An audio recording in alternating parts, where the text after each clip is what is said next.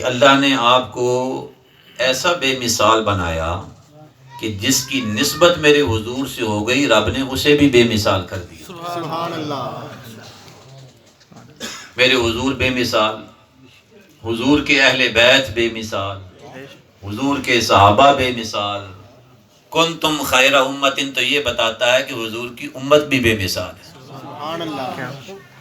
جن پتھروں پر میرے حضور نے قدم رکھے وہ پتھر بھی بے مثال. جس شہر میں حضور کی ولادت ہوئی وہ شہر بے مثال. جس رات میں میرے حضور کی ولادت ہوئی وہ رات بے مثال. تو اللہ تبارک و تعالیٰ نے یہ شان اپنے حبیب کو عطا کی ہے. آج ہم کہیں گھر بنانا چاہیں تو دیکھتے ہیں وہاں کا ماحول کیا ہے. کیوں جناب؟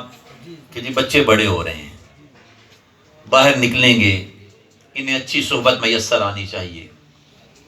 اور بچے کا باہر آنا جانا ہو تو ہم دھیان رکھتے ہیں کہ اس کی سنگت کیسی ہے، یہ کس کمپنی میں اٹھتا بیٹھتا ہے، اس کا فرینڈشپ سرکل اس نے جو ڈیولپ کیا وہ کس نوعیت کا ہے. کیوں؟ اس لیے کہ ہمیں اپنے بچے سے پیار ہے، ہمیں اس سے محبت ہے، ہم یہ چاہتے ہیں کہ اس کے دوست بھی اچھے ہوں. تو سوچئے ہمیں اپنی اولاد سے پیار ہے، ہم یہ خیال کرتے ہیں کہ ہمارے بچے کے دوست اچھے ہوں. رب کو اپنے حبیب سے کتنا پیار ہے، تو کیا رب نے اپنے محبوب کے دوستوں کا انتخاب کرتے ہوئے کمی چھوڑی ہوگی؟ کیا بات ہے، کیا بات ہے. نعرہ تکبیر. اللہ اکبر. یار میرے حضور کے صحابہ یہ میرے رب کا انتخاب ہے. اللہ نے انہیں چن لیا اپنے محبوب کی صحبت اور سنگت کے لیے. اور ہر صحابی ایک سے بڑھ کر ایک ہے، ہر صحابی ایک سے بڑھ کر ایک ہے. اور کچھ جزوی فضائل صحابہ کو ایسے عطا ہوئے کہ کوئی ایک دوسرے کے ساتھ شریک نہیں ہے، وہ جزوی فضائل ہیں. لیکن کلی طور پر اگر اللہ نے نبیوں رسولوں کے بعد کسی بزرگی کسی کو عطا کی ہے تو وہ صرف سیدنا صدیق اکبر رضی اللہ تعالیٰ. بے شک، بے شک. افضل الخلق بعد الانبیاء، افضل الخلق بعد الانبیاء، یہ تمہید شریف کے لفظ ہیں. امام ابو شکور نے یہ لفظ ہم تو کہتے ہیں افضل البشر بعد الانبیاء. صاحب تمہید امام ابو شکور سالمی نے لکھا افضل الخلق بعد الانبیاء. نبیوں رسولوں کے بعد مخلوق خدا میں اگر کسی کا مقام ہے تو وہ سیدنا صدیق اکبر رضی اللہ تعالیٰ. اور یہ شرف تمام صحابہ کرام میں سے صرف آپ ہی کو حاصل ہے کہ مسلسل 4 پشتیں شرف صحابیت سے فیضیاب ہوئی ہیں. سبحان اللہ. سبحان اللہ. 4 پشتیں مسلسل. آپ کے والد ابو قحافہ رضی اللہ عنہ، پھر اس کے بعد آپ خود صدیق اکبر رضی اللہ تعالیٰ عنہ، پھر آگے آپ کی اولاد، پھر اس کے بعد آگے ان کی اولاد حضرت عبداللہ ابن زبیر رضی اللہ عنہ صدیق اکبر کے نواسے ہیں. 4تھی پیڑھی ہوگی نا جی. مسلسل 4 پشتیں اگر کسی ہستی کی شرف صحابیت سے شرف یاب ہوئی ہیں تو ساری کائنات میں وہ نام صرف صدیق اکبر رضی اللہ عنہ. سبحان اللہ.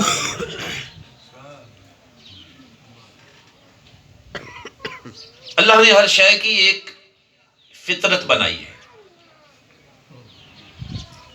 جس فطرت پر اسے پیدا کیا گیا، اور وہ فطرت تبدیل نہیں ہوتی. عادتیں بدل جاتی ہیں مگر فطرت تبدیل نہیں ہوتی. شمع روشن ہو، پروانہ اس پر نثار ہونے کے لیے آتا ہے، شمع کا طواف کرتا ہے، جل جاتا ہے، مگر طواف شمع سے رکتا نہیں ہے کیونکہ یہ اس کی فطرت ہے. باغ پر بہار آئے، بلبل پھولوں پر فدا ہونے جاتا ہے، شوق گل بوسی میں سینہ فگار کروا لیتا ہے، لیکن اپنے اس عشق کے اظہار سے باز نہیں آتا کیونکہ یہ اس کی فطرت ہے. چاند پورے جوبن پر ہو، چکور اس کی طرف پرواز کرتا ہے. آج تک تو کوئی چاند پر پہنچا نہیں، راہ میں تھک جاتا ہے، گر کے مر جاتا ہے، مگر پرواز سے باز نہیں آتا، کیونکہ یہ اس کی فطرت ہے. اپنی فطرت کے تقاضے پر عمل کرتے ہیں. اچھا، کبھی آپ نے ایسا سنا کہ چکور چاند کی طرف پرواز کرتا تھا، آج چاند اتر کر چکور کی آغوش میں آ گیا؟ ہمیشہ بلبل ہی باغ میں بہار دیکھنے جاتا ہے، کبھی باغ چل کے بلبل کے گھر بہار دکھانے نہیں آیا. ہمیشہ پروانہ ہی شمع پر فدا ہونے کے لیے آئے تو آئے، شمع چل کر پروانے کا گھر روشن کرنے کبھی نہیں گئی. نظام کائنات یہی ہے، فطرت کا قانون یہی ہے، مگر تاریخ عالم یہ بتاتی ہے کہ ایک رات ایسی آئی تھی جب فطرت کے یہ قانون بدل گئے، یہ قاعدے اور ضابطے ٹوٹ گئے. پہلے ایسا ہی ہوتا تھا کہ پروانہ شمع پر فدا ہونے آتا ہے، مگر ایک شب ایسے ہوا کہ شمع چل کے پروانے کا گھر روشن کرنے آ گئی. قاعدہ تو یہی ہے، بلبل بہار دیکھنے باغ میں جاتا ہے، اس شب باغ چل کے بلبل کے ہاں بہار دکھانے آ گیا. ہمیشہ یوں ہی ہوتا تھا کہ چکور چاند کی طرف پرواز کرتا ہے. ایک رات کائنات میں وہ تھی، چاند اتر کر چکور کی آغوش میں آ گیا. ہوا کیا تھا؟ صرف اتنا کہ ہمیشہ ابو بکر درے مصطفیٰ پر حاضر ہوا کرتے تھے. ہجرت کی شب میرے مصطفیٰ چل کر دروازہ صدیق پر آ گئے. جب عشق قبول ہوتا ہے نا، زندہ باد. جب عشق قبولیت پا جاتا ہے تو پھر اس کا یہ اجر و ثواب ملتا ہے. اسی تصور کو ذہن میں رکھ کر شاعر نے کہا تھا نا جی، سنا ہے آپ ہر عاشق کے گھر تشریف لاتے ہیں، میرے گھر میں بھی ہو جائے چراغاں یا رسول اللہ. جب محبت قبولیت پا جاتی ہے تو پھر محبوب یوں ہی کرم فرما دیا کرتے ہیں. اور صدیق اکبر کے ہاں میرے حضور جلوہ فرما. اچھا، یہاں چلتے چلتے ایک اور مسئلہ بھی بڑا خوبصورت واضح ہو گیا.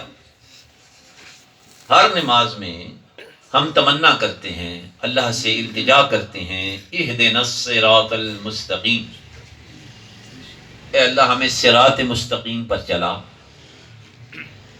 اچھا، پھر اس کی بڑی تفصیل ہے، بہت تفصیل ہے.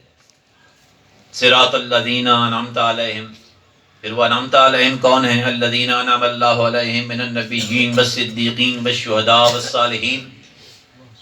لیکن اگر ساری بات کا ایک خلاصہ کیا جائے اور اس کا اگر عطر نکالا جائے کہ صراط مستقیم کیا ہے، حضور صلی اللہ علیہ وآلہ وسلم ہجرت کی شب جب اپنے کاشانہ اقدس سے نکلے نا، اب کیفیت آپ کے ذہن میں ہے، مشرکین جان کے دشمن ہیں، گھر کا محاصرہ کیا ہوا ہے، ننگی تلواریں لے کر، برے ارادے لے کر وہ کھڑے ہیں باہر کہ آج چھوڑیں گے نہیں. حکم الہی ہوا، اے حبیب آپ تشریف لے جائیں. حضور علیہ الصلاۃ والسلام اپنے کاشانہ اقدس سے نکلے اور ان کے درمیان سے گزرتے ہوئے تشریف لے گئے.